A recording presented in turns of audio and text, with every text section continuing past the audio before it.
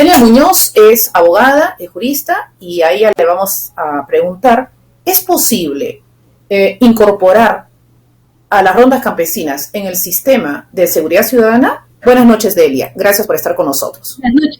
Buenas noches, Milagros. Muchas gracias por la invitación porque me permite conversar desde el punto de vista del derecho. Antes de pensar en si las rondas pueden entrar o no a la seguridad ciudadana urbana, veamos qué son las rondas campesinas, por qué existen en nuestro país y qué funciones tienen. Lo primero que tenemos que tener en consideración es de que las rondas urbanas están vinculadas a las comunidades campesinas. ¿Por qué? Porque nosotros tenemos un sistema internacional reconocido en nuestra Constitución que dice que debemos de preservar a aquellos pueblos que viven en sus condiciones originarias, respetando sus características culturales dentro de su ámbito de influencia. En ese contexto es que en la Constitución de 1993, en el artículo 149, se establece que las comunidades campesinas pueden desarrollar actividad jurisdiccional de solución de controversias y apoyo en seguridad utilizando a las rondas campesinas. Es decir, que es una figura creada únicamente en base a un derecho ancestral en respeto a pautas de pueblos originarios que aplican sus costumbres. ¿Hay límites para eso? Sí. La Constitución establece que este control de la paz, esta aplicación de normas consuetudinarias para resolver controversias no deben de ir contra los tratados internacionales ni implicar un menoscabo de la dignidad humana, se debe de interpretar. Entonces, esa es la fuente de origen de las rondas campesinas. Entonces, no es una figura que se podría aplicar en un terreno donde no existe una cultura originaria, pienso yo, ¿no? Porque ¿cuál serían las bases, los lineamientos que van a regular su actuación? Entonces, sin embargo, años después de la Constitución, se dictaron unas leyes que regulan el funcionamiento de las rondas campesinas como unidades de autodefensa.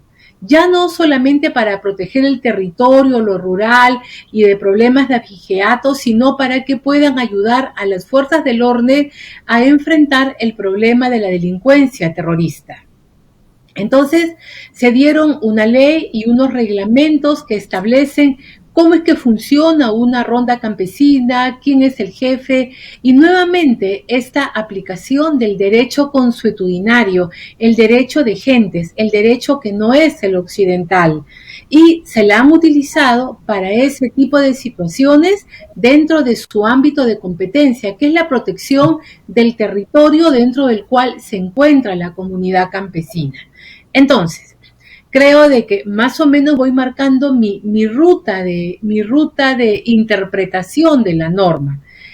¿La ronda campesina se ha utilizado para seguridad? Sí, pero en el contexto al cual ella pertenece, al cual responde porque está diseñada, que es en su ámbito natural dentro de la comunidad campesina. Para mí sería forzar la figura el pretender utilizar en zonas urbanas la de rondas campesinas. Tenemos otras figuras como las rondas vecinales de apoyo, tenemos el arresto ciudadano que permite que cualquier persona que ubica a alguien delinquiendo pueda detenerlo y ponerlo a disposición de la autoridad. Entonces yo creo de que hay que trabajar mucho más figuras propias antes que tocar figuras que responden a un modelo, a una razonabilidad completamente diferente. Está clarísimo y qué bueno que estamos consultando con la abogada Delia Muñoz, porque prácticamente el nacimiento es tal que solamente ya de por sí abre el camino en un ámbito, por la Constitución misma, por la naturaleza. Entonces, si bien es cierto que después había un reglamento, sin embargo, tampoco es que se pueda abrir mucho más para todo lo que yo desearía, porque entonces el mundo sería ancho y ajeno. Así es, tenemos que aprender a respetar de que una parte del país, en los pueblos originarios de la selva, en las comunidades campesinas que están ubicadas a lo largo del país, se ha buscado preservar ciertas costumbres y ciertas culturas. ¿Por qué? Porque hay tratados que obligan al Perú a que realice eso y nuestra Constitución lo ha recogido. Pero eso no significa de que debemos de dejar de aplicar el derecho que tenemos en todo el resto del país, el cual también constituye un límite para estas rondas, ¿no? Entonces, me parece que la seguridad ciudadana es en estos momentos uno de los problemas más álgidos que tenemos por el desempleo, por la pandemia, por diferentes cuestiones, pero no mezclemos una cuestión que tiene una propia regulación, una razón de ser, que aplica su propia justicia para mezclarla con las actividades que están dentro del área urbana. Correcto. Y si es así, me parece que incluso yo en el anuncio, en el flyer, en el anuncio que hice sobre el tema, justamente puse en las ciudades. Sin embargo, la pregunta, Delia, sería esta. ¿Es posible incorporarlas, traerlas a la ciudad, pero ya no sería, digamos, toda una tarea completa de seguridad ciudadana, sino sería solamente, en este caso, hasta una primera etapa, digamos, prevención, entre comillas, pero esa prevención ya corre a cargo de los serenos, corre a cargo del cuerpo, digamos, de serenos. Mira, ya cuando llegas a la parte urbana, no quiero tocar ningún nombre de distrito para no generar sí, ¿no? Pero en todos los distritos, yo vivo en Santiago de Surco y los barrios tenemos juntas vecinales, contribuimos a ellas y también nos ponemos de acuerdo para tener la seguridad en nuestra zona. ¿Por qué? Porque hay normas que así lo permiten. Entonces, esas normas son para la zona urbana. Lo de las rondas campesinas se origina porque responden a una forma de organización de vida, a una forma que te permite aplicar, por ejemplo, el chicotazo, la aplicación directa de medidas restrictivas de libertad, ¿no? Si tú lo haces en zona urbana, te puedes ver complicado seriamente, porque un chicotazo en zona urbana te puede llevar hasta que califiquen de que estás cometiendo un acto grave, humillante, que hace que se apliquen las normas del tratado contra la tortura. ¿Te das cuenta? ¿Por qué? Porque nosotros en el área urbana aplicamos el derecho tal y como lo hemos desarrollado.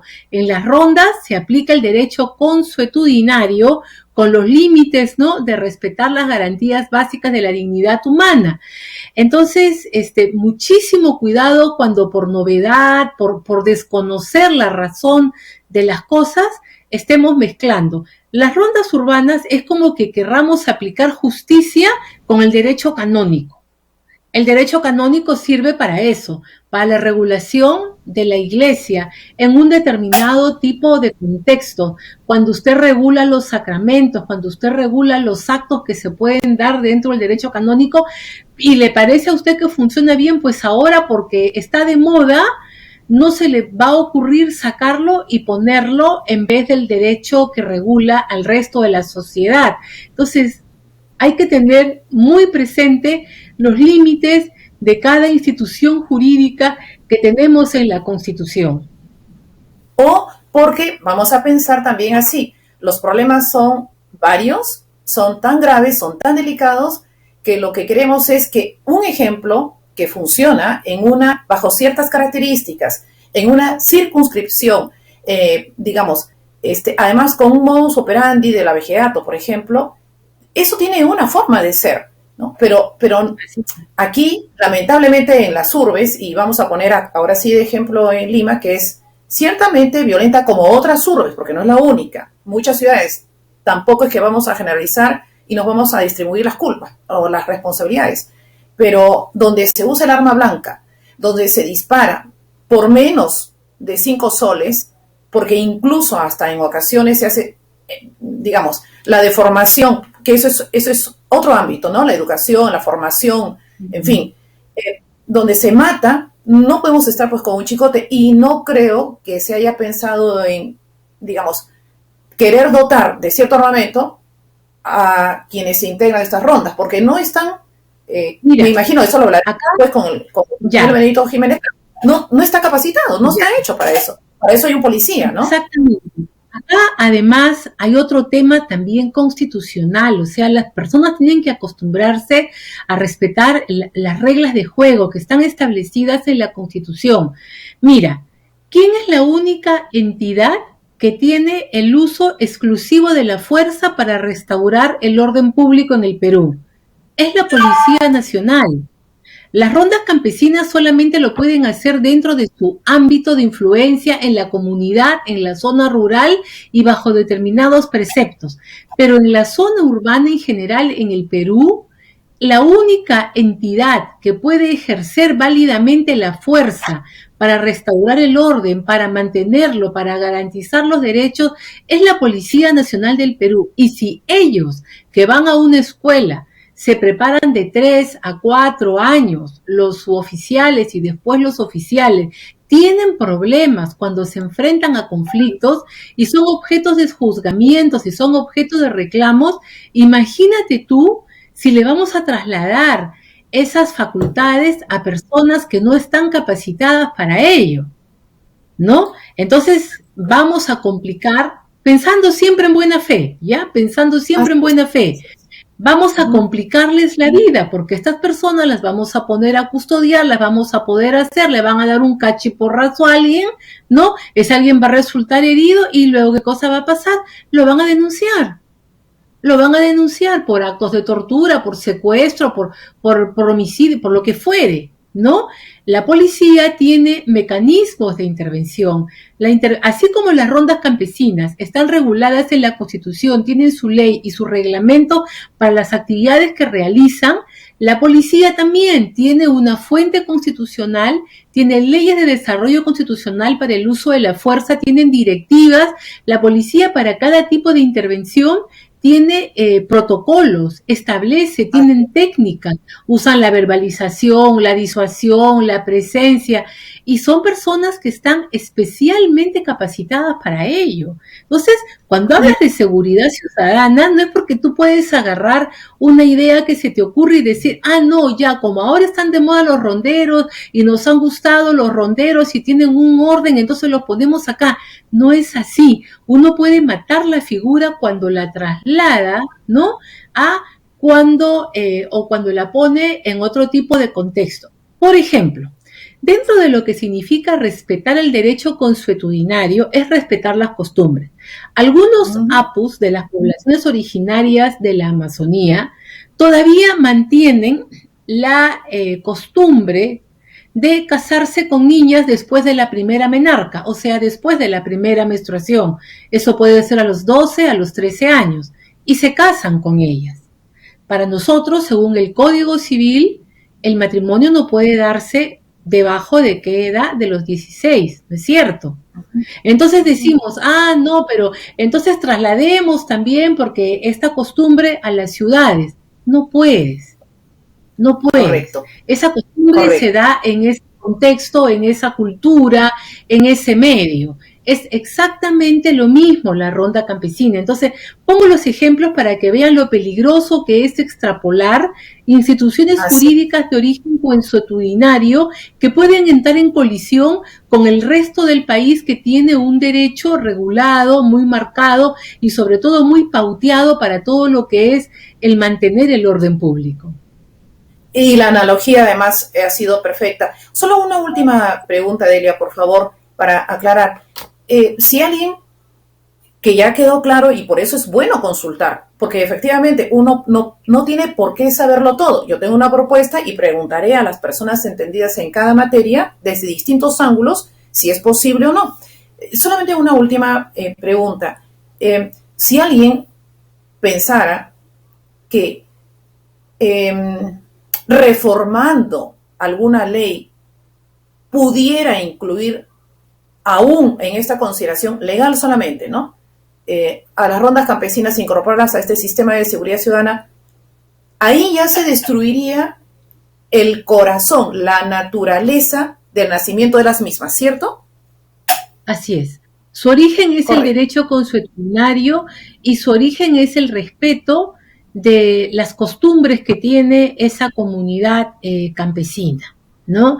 Ya si la colocas, la vas a desvirtuar, es cualquier otra cosa. Mejor sé ingenioso, crea otra figura, potencia las juntas vecinales. Entonces yo no sé por qué tenemos un ánimo fundacional o un ánimo de ir haciendo gimnasia jurídica cuando las cosas son claras, ¿no? Potencien la participación de los ciudadanos, potencien los mecanismos de intervención y de pasarse la voz, de ayuda, la solidaridad, otro tipo de elementos que se pueden trabajar, ¿no?